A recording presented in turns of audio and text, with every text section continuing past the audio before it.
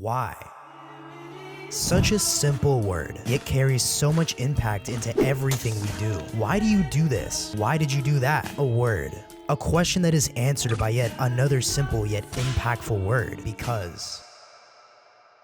Are you ever just chilling and then out of nowhere, you just get this random burst of sadness? Kind of funny how that works, you know? Because when we're younger, it just seems like everything is all sunshine and rainbows. Also, I swear I'm not forcing this voice. I'm recovering after being sick for the past week. So if my voice sounds a lot more deeper or more raspy than usual, then that's why. I don't know if I like having this tone in my voice. Kind of sound like Nick Ocado. 2 steps ahead. I'm always 2 steps ahead. But anyways, when we're younger, right? When we're all children and everything, you know, playing around, playing with the neighbor's kids, there's always this sense of bliss. You know, you're never thinking of like anything bad, normally at least. You always look at like animals, right? And what is like one thing that most of them, if pretty much all of them, have in common? It's that they just go about life carefree. Nothing. They don't question anything. Just like, this is happening, all right, whatever, fine, because I get to look forward to this later. So therefore, everything is fine. That's how it was for me, at least when I was younger. Because when I was like before the age of 13, I never really questioned anything. You know, I just kind of like did everything that was told to me because I never like causing a scene. So anything that would be told to me, I was also pretty gullible too. So anything that would be told to me, I just believed it. I don't know. For example, you can say like, when a dog crosses a national border to another country, it changes to that accent or something like that, because I was gullible, and kids are just gullible in general. I think it just comes with life experience and just the development process of our brain, because you know, they always say that the brain finishes developing when you're 25 on average, but yet there's always this one thing in common with everyone. Everyone always has this phase, I guess you can say. For some people, not even a phase. It lasts way longer than normal, maybe even the rest of their lives, or just something that's on the back of their mind, because there's always that meme of like, the emo kids, oh my gosh, the emo teenagers, haha, just get happy. Because I was definitely like that too at one point. Kind of weird to say this, but when I was in 7th grade, I absolutely hated life. I hated anything and everything about it, mainly because my school at the time was so freaking terrible. It didn't matter what you did. It's just anything you try to make effort, you try to put in effort, you put in your 110%, and they would never see that. They would just kind of shun you away. It's like, oh, whatever, you didn't get an A. I don't care that you tried your best, because your best wasn't good enough. That's what I feel what a lot of people are struggling with now. You always see everyone. Everyone always feels left behind. You always see someone achieving more than you, whether they're older than you or younger than you, same stage of life as you are, because humans will naturally compare ourselves to everyone else. And I think the reason for that is that it all comes back to one thing, is our sense of meaning, worth, purpose, our sense of value, what we contribute to society as a whole. Because no one likes being seen as useless or someone that just contributes nothing, or like a deadbeat or a disappointment. No one likes being seen as a disappointment. I don't want to be seen as a disappointment, even though I feel like a failure sometimes. There's a lot of the times I'll be chilling, you know, I'll be going about my day, and then it's just like, damn, I'm a failure. And social media really has a lot to do with that. It's human nature to compare ourselves with everyone else. That's just how it is. When we're all children, from just about age 0 to 13, really, is really when everything just kind of kicks in. You know that feeling when you're younger? I'm not sure if many people even remember this, but I do. That when I was 4 years old, I remember just suddenly gaining consciousness. Like, I remember just out of nowhere, life was just kind of like a blur. Everything just mashed together.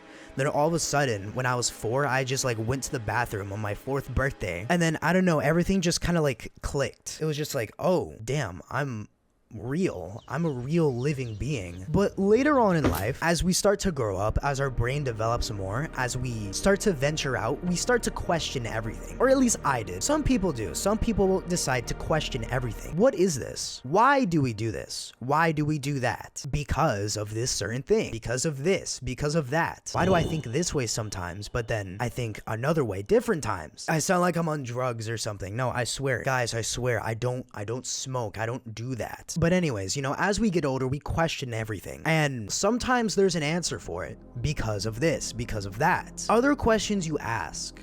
You'll ask someone. You'll ask more than one person. You'll ask multiple people this question. Yet everyone gives you a different answer, or no one can give you an answer. This will kind of put people into like either a confusion state or like an existential crisis. Because, you know, the age-old question that no one can answer. Why am I here? Why are we here?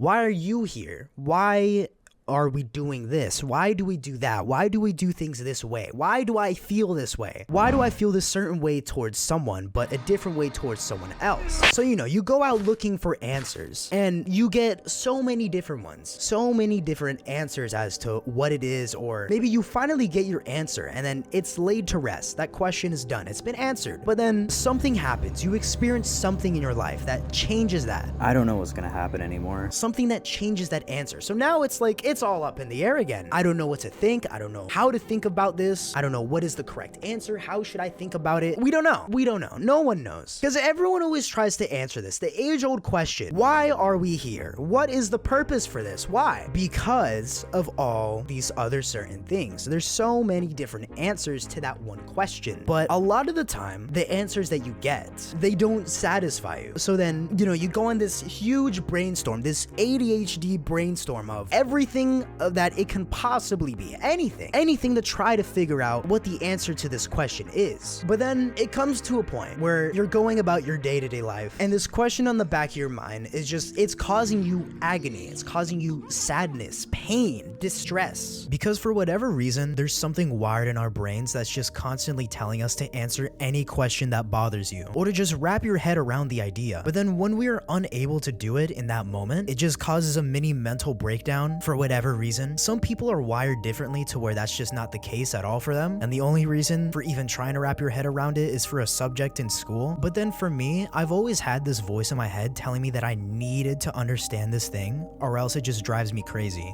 Kind of like your ex leaving you out of nowhere and you still have no idea why, and it just haunts you. It haunts you because it definitely haunted me for most of my life. Still to this day, it haunts me. Eventually, you come to the realization that maybe I just want to be happy. I need to be happy. I deserve to be happy. Why can I not feel happiness? Why is it that when I was younger, why is it that when I was a child, before the age of 13 or 10 or so, I always felt bliss. I felt joy. I felt happiness. I felt excitement towards things. But nowadays, I can't seem to find that anymore. Why is that? Why can I not find anything? Why? Why do I feel this way about this? Why do we do that? Why?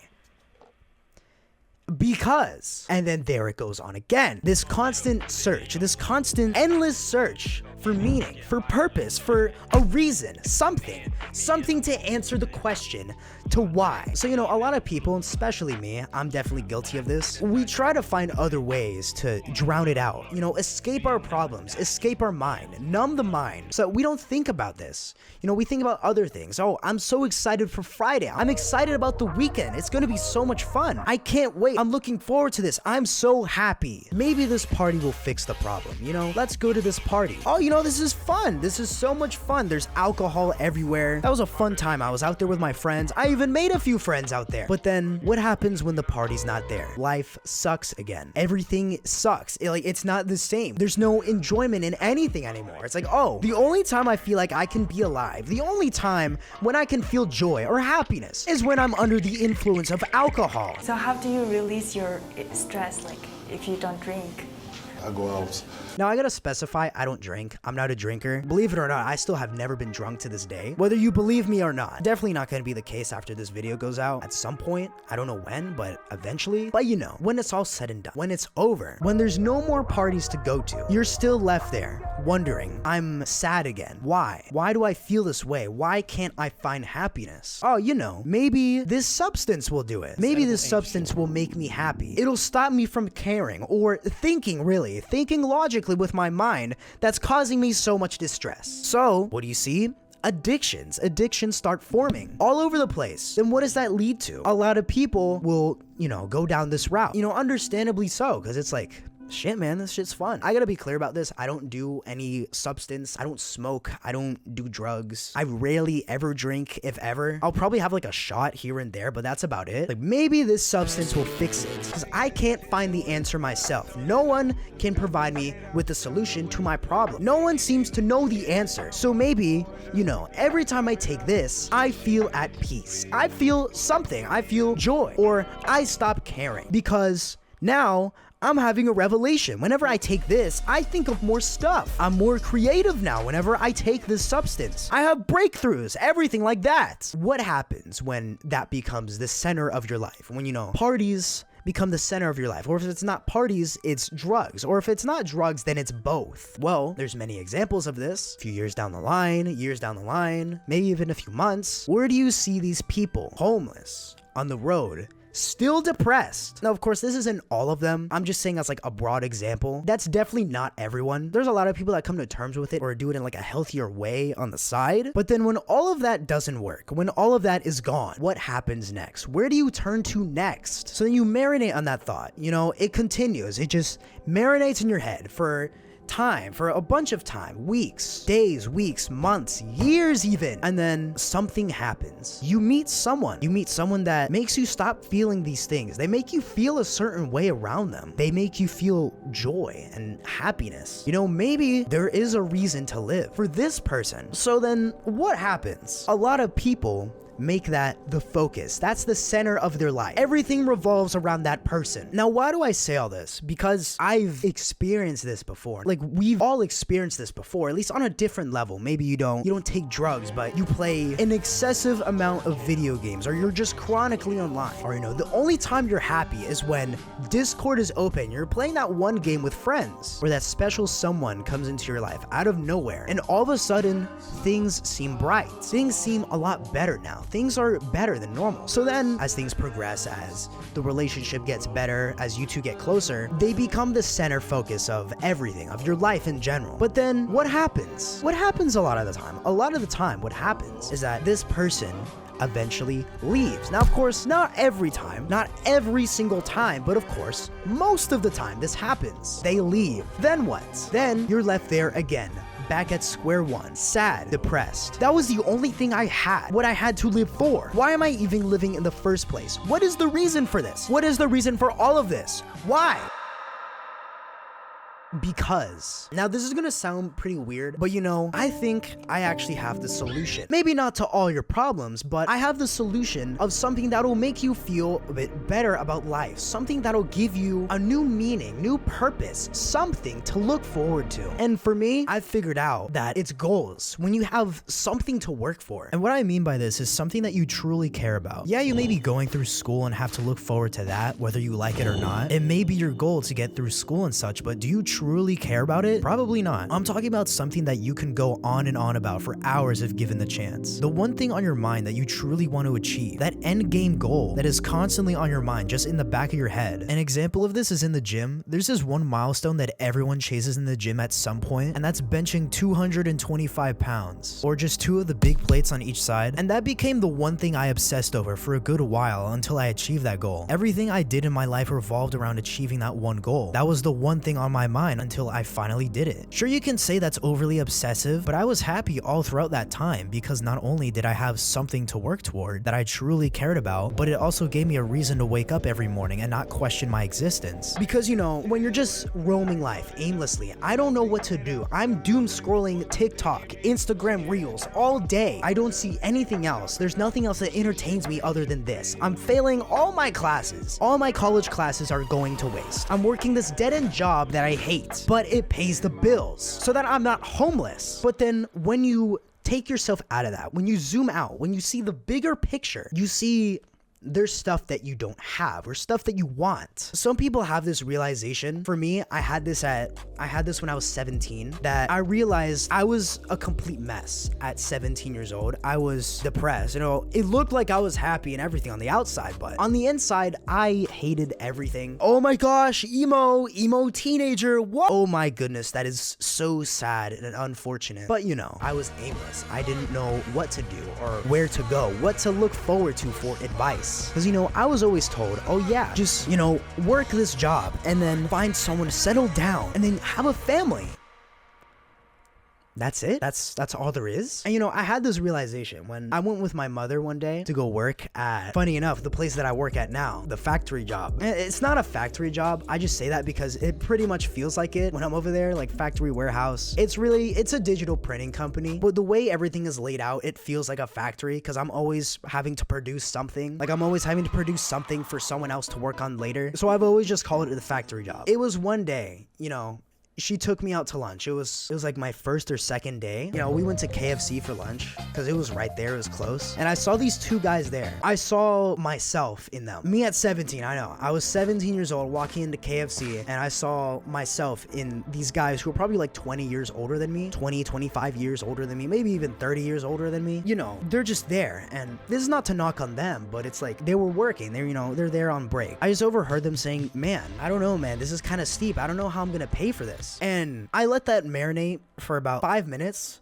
And I don't know. I had a mental breakdown, like a mini mental breakdown right there. Cause you know how a lot of people after graduating college, they get their first job and then they start working and it's kind of tough work. Then they get home, but then the realization kicks in. It's like, is this it? Is this the rest of my life? But this is my first job, like my first 9-to-5 job after college. And I'm in person and I'm commuting in the city and it takes me fucking forever to get there.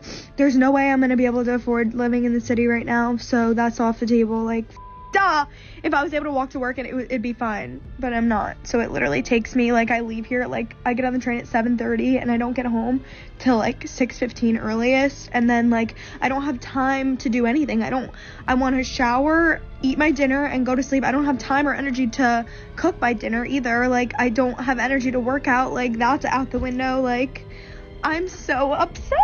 Oh my god. Nothing to do with my job at all, but just like the 9-to-5 schedule in general is crazy. That's what I was thinking there when I was sitting at KFC, like listening to these two guys. Is this it? Is this all that awaits for me for the rest of my life? What am I doing this for? Because it seems like even though I'm working now making money, these guys are so much further down the line from me. They are so much older than me. So why are we in the same position? Why? It doesn't make sense. Is this it? Is this the rest of my life? Just barely scraping by to barely make a living, and then the living that I do make goes away, and so then I'm left with nothing? Like, what am I supposed to do? Is this it? So then I look online and then I see it's the same thing with college. A lot of people go to college and then what happens? They don't get a job that they want to get, or the degree that they're studying in is worthless. It doesn't get a good job or any job in general. So then it's like, did I just waste my time? Am I wasting my time here? What am I doing? Why? What is this for? Was everything that was told to me a lie? Because you know what they tell you is go to college. Now I have to specify that if you're in college or going to college, this is not me saying, oh haha, you're in college, loser. No. If you're in college or you're going to college, then that's perfectly fine. If that's what you need for the job you want in the future, then sure, go for it, man. That's perfectly fine. But I'm just saying, from my life experiences and everything, this is a mindset that I had and what led me into making my decision into not pursuing an education. Because it seems like the people that do go to college, seems like they're in the same exact position as me when I'm 17 years old. How is it that these 30-something-year-old people, these people in their late 20s, we're all in the same fucking position? I'm here barely scraping by to, you know, pay for this KFC lunch. These 40-something-year-old men, they're in the same position. They're barely scraping by. Someone who graduated from college with a master's degree, a doctorate's degree, they're in the same fucking position. Yeah, they get paid more money, they live nicer, but at the end of the day, it's the same fucking thing. Why? Why are we here? What is the purpose of all of this? Are we just another person just to keep the wheels spinning, to keep society going? For what? Why are we keeping this going? What for? Is there someone else that's in charge of this all? There's someone who's responsible for this. So then I feel like that's why a lot of people turn to hating on rich people. It's like, oh, you have something that I don't. You live in a way that's different from me. That's something I never really understood until recently. It's like, why are we hating on rich people? You know, they're just kind of living. They just kind of exist, but they just have more money. Then it's like, oh, screw you, you're rich. Oh, I can't believe you, I hate you. And this was especially prevalent, you know, on the whole Ocean Gate incident with the submarine. Oh my gosh, these people, they sank all the way down with the Titanic and died in a submarine? That's terrible, that's so sad. Oh, they're billionaires. Oh,